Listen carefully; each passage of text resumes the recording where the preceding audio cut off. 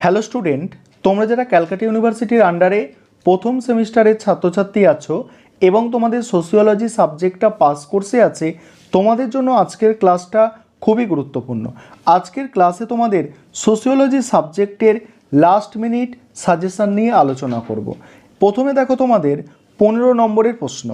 15 নম্বরের প্রশ্ন পরীক্ষায় 3টে অ্যান্সার করতে হবে। এখানে মোস্ট ইম্পর্টেন্ট প্রশ্নগুলোই আমি তোমাদের জন্য রেখেছি।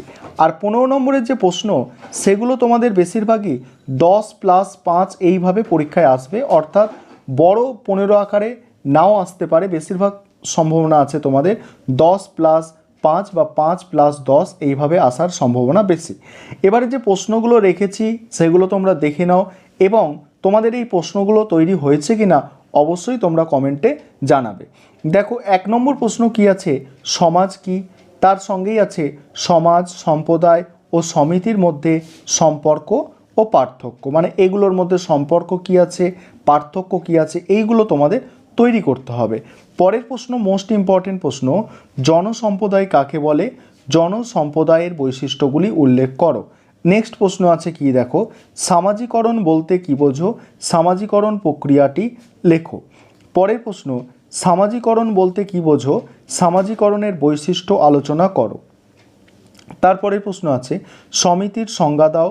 জনসম্প্রদায় ও সমিতির মধ্যে পার্থক্য নির্দেশ করো। বর্তমানে সমাজ সমিতি নির্ভর হওয়ার কারণ উল্লেখ করো। বর্তমানে সমাজ সমিতি নির্ভর হওয়ার কারণ উল্লেখ করো।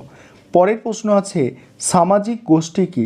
তার সঙ্গেই আছে সামাজিক গোষ্ঠীর বিভিন্ন রূপ সম্পর্কে আলোচনা করো। পরের প্রশ্ন আছে যে সামাজিক পরিবর্তন কি?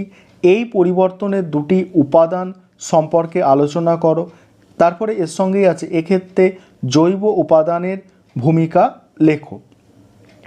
তারপরে দেখো, পরের প্রশ্ন আছে সামাজিক নিয়ন্ত্রণ বলতে কি বোঝো?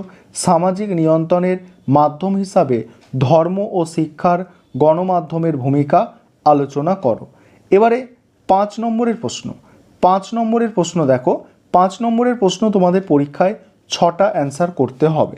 কি কি প্রশ্ন এখানে পরীক্ষায় আসতে পারে 5 নম্বরের জন্য দেখে নাও, যে প্রশ্নগুলো তোমরা 5 নম্বরের জন্য তৈরি করবে। প্রথম প্রশ্ন, সামাজিক পরিবর্তন কি? সামাজিক পরিবর্তনে প্রযুক্তির ভূমিকা লেখো। দ্বিতীয় প্রশ্ন, সংস্কৃতি বলতে কি বোঝো? সংস্কৃতির শিক্ষাগত গুরুত্ব পর্যালোচনা করো। পরের প্রশ্ন আছে, সংস্কৃতি বলতে কি বোঝো? সংস্কৃতির বিভিন্ন উপাদান পর্যালোচনা করো।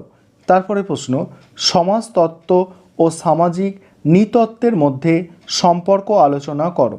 নেক্সট প্রশ্ন আছে, সমাজতত্ত্ব ও সামাজিক নৃতত্ত্ববিদ্যার মধ্যে পার্থক্য আলোচনা করো। পরের প্রশ্ন আছে, প্রাথমিক ও গৌণ গোষ্ঠী বলতে কি বোঝো? এদের মধ্যে পার্থক্য লেখো। তারপরের প্রশ্ন আছে, প্রাথমিক গোষ্ঠী বলতে কি বোঝো? প্রাথমিক গোষ্ঠীর বৈশিষ্ট্যগুলি উল্লেখ করো। পরের প্রশ্ন, সংস্কৃতি বলতে কি বোঝো? ব্যক্তিত্ব বিকাশে সংস্কৃতির ভূমিকা আলোচনা করো। তারপরের প্রশ্ন আছে, সমাজতত্ত্বের বিষয় ও পরিধি সম্পর্কে আলোচনা করো। সমাজতত্ত্বের বিষয় ও পরিধি সম্পর্কে আলোচনা করো। এরপরের প্রশ্ন দেখো কি আছে, সমাজবিদ্যার বিচ্যুতি কী? সামাজিক বিচ্যুতির কারণগুলি আলোচনা করো। পরের প্রশ্ন, অন্যান্য সমাজবিজ্ঞানের সাথে সমাজতত্ত্বের সম্পর্ক আলোচনা করো। এই হচ্ছে তোমাদের মোট সাজেশান, অর্থাৎ এই প্রশ্নগুলো তোমরা তৈরি করে যাও। আশা করি তোমরা উপকৃত হবে। এখান থেকে তোমরা অবশ্যই বড় প্রশ্ন তোমাদের এখন আসবে 5 নম্বরের এবং তোমাদের 15 নম্বরের, সেই প্রশ্ন সবটাই কমন পাবে, এটুকু আশা রাখি।